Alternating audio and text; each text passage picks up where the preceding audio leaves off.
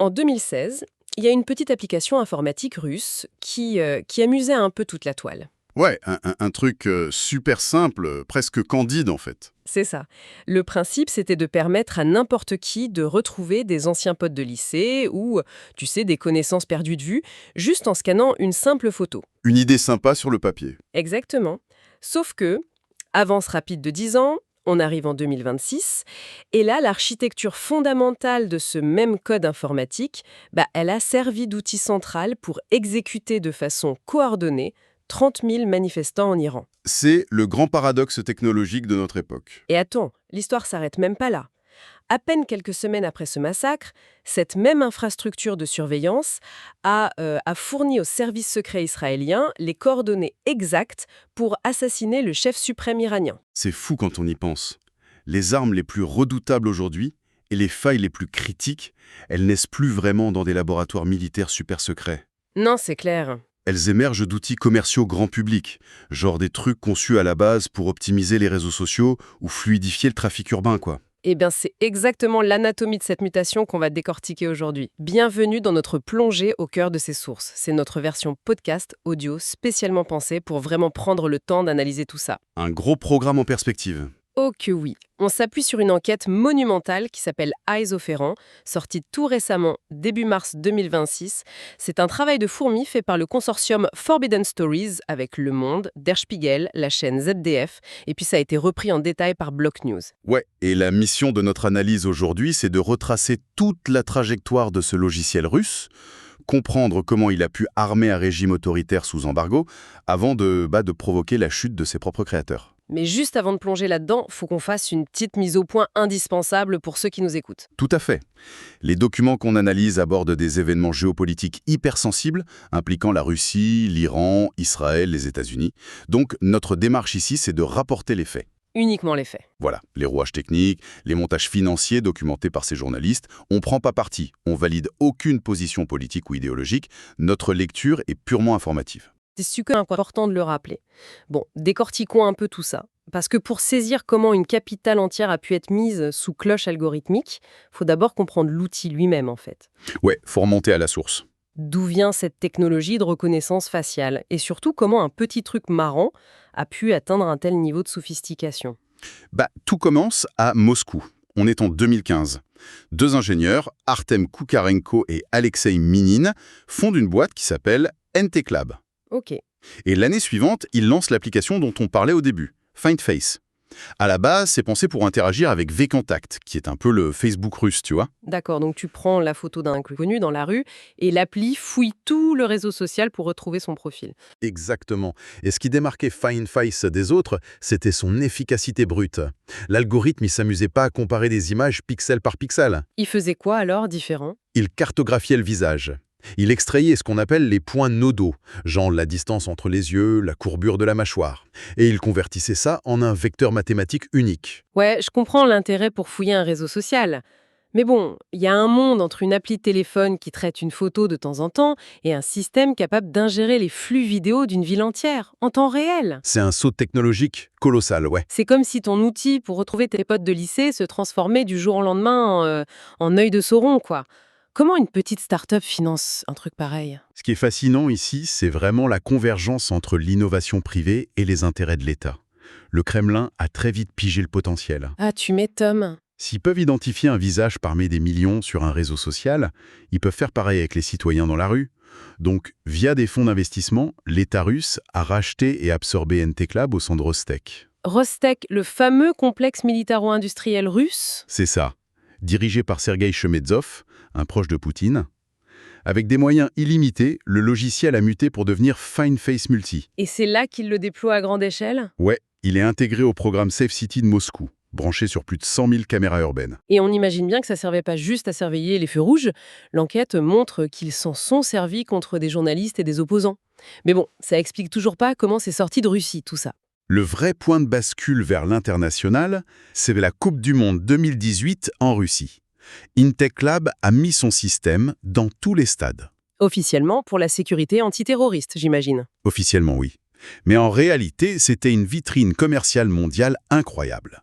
Ils ont scanné les supporters de 32 pays en temps réel, prouvant que leur algo n'avait pas de biais ethnique et tenait la charge. Et voilà comment la surveillance de masse devient un produit d'exportation. Exactement. Sauf que, attends, la Russie a plein de restrictions.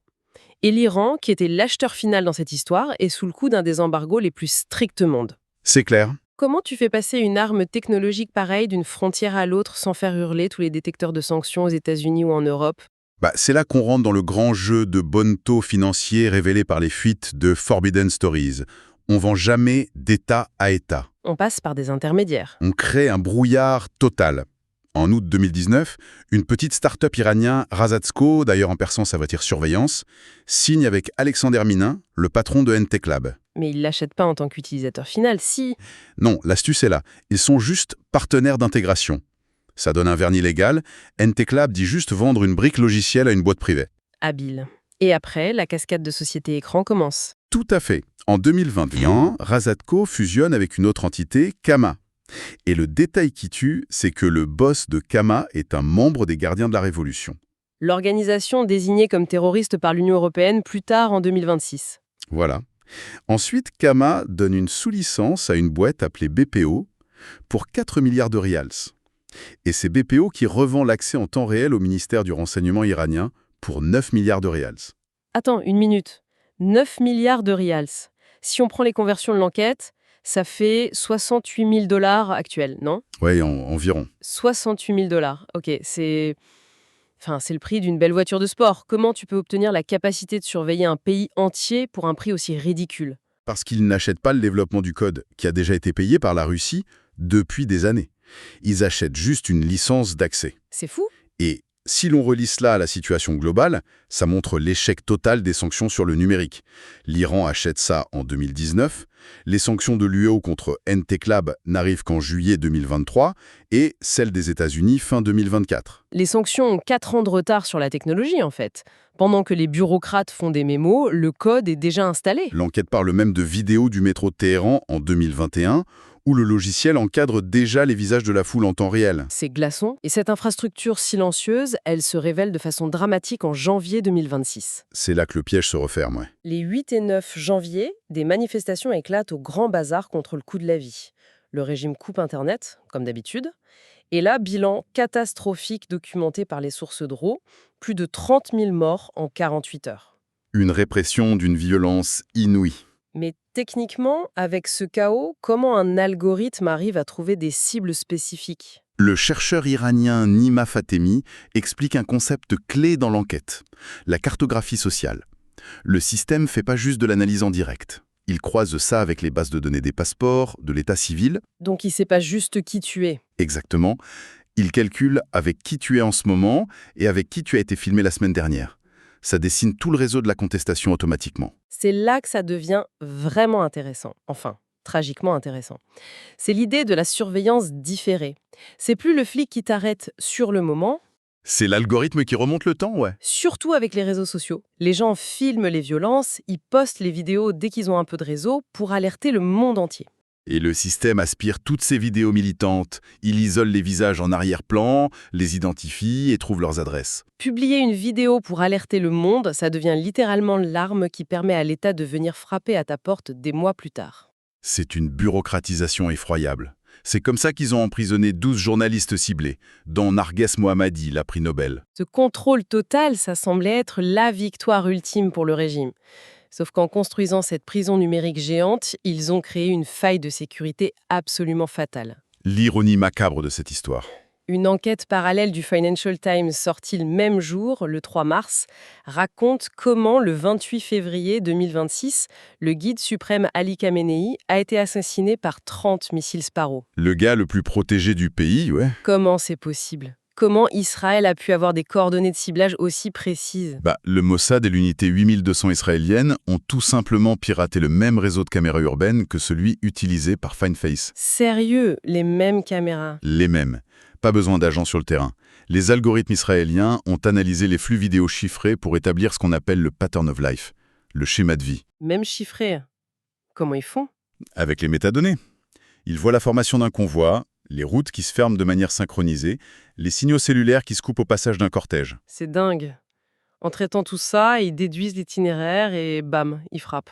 L'outil de contrôle absolu du régime a littéralement dessiné la cible sur le dos de son propre chef. La symétrie est terrifiante.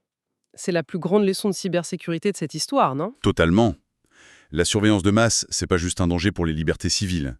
C'est une immense vulnérabilité infrastructurelle pour l'État lui-même. Toute caméra connectée peut être retournée contre toi. Par un adversaire compétent, oui. On pourrait se dire que cette dystopie, ça concerne que les régimes autoritaires à l'autre bout du monde. Mais l'enquête nous ramène brutalement à notre propre réalité économique, chez nous. Les sources révèlent une fuite d'une liste interne de Entech Lab datant de 2022. Et il n'y a pas que des dictatures dessus, j'imagine? Loin de là, il y a plus de 1100 clients, dont des géants occidentaux de la tech, des entreprises comme Intel et Dell. Ah ouais, carrément. Alors, qu'est-ce que tout cela signifie au fond? Est-ce que ces géants ferment les yeux volontairement ou est-ce que la chaîne du code est tellement opaque qu'un dev chez Dell sait même pas qui finance Moscou et Téhéran? Cela soulève une question cruciale sur la méthode de vente. Entech Lab utilise des API. Des interfaces de programmation, c'est ça? C'est ça. Pense à une API comme à une prise électrique. Le courant est là, tu branches ce que tu veux dessus. Un développeur chez Dell peut brancher l'API de Entech Lab juste pour faire une fonction de déverrouillage de PC. D'accord, pour un usage civil totalement inoffensif. Sauf qu'il utilise le même noyau algorithmique qui tourne sur les mêmes serveurs qui fichent les opposants en Iran. Le modèle API déconnecte totalement l'outil de son usage moral. Personne n'assume la responsabilité, en gros. Et ça va encore plus loin. Les données des ONG comme Mian et de InCyber montrent que l'Iran n'est plus seulement acheteur. Ils font quoi d'autre? Ils exportent. Des groupes iraniens, comme Duran Group, bossent avec des entreprises russes, comme Positive Technologies, pour exporter des solutions de cybersurveillance perfectionnées par l'Iran vers la Russie. La boucle est bouclée à l'envers. L'Iran optimise l'arme sur son peuple et la revend à son propre fournisseur russe. C'est un marché parallèle de l'autoritarisme numérique qui échappe totalement aux sanctions occidentales. La chaîne devient Ecodo, Russie, puis Iran, puis le reste du monde. C'est vertigineux. Si on résume un peu toutes ces sources, on a quoi? On a la lenteur des bureaucraties occidentales face à une technologie hyper agile. Ouais, On a une surveillance de masse qui écrase les révoltes à coups de dizaines de milliers de morts, mais qui crée paradoxalement le propre talon d'Achille. une ironie amère. Et au milieu, aucun développeur ou intégrateur qui se sent responsable du produit final. Tout ça m'amène à une pensée finale, un truc pour ceux qui nous écoutent, pour prolonger un peu la réflexion. Je t'écoute. Si les services secrets étrangers peuvent pirater l'architecture hyper sécurisée de Téhéran juste en s'infiltrant dans de simples caméras de gestion du trafic, Ouais, le maillon faible. qu'est-ce que ça signifie pour nous? Pour toutes ces smart cities, ces fameuses villes intelligentes qu'on construit partout dans le monde libre? C'est une excellente question. On met des capteurs tiers partout, soi-disant pour fluidifier le trafic ou pour notre sécurité.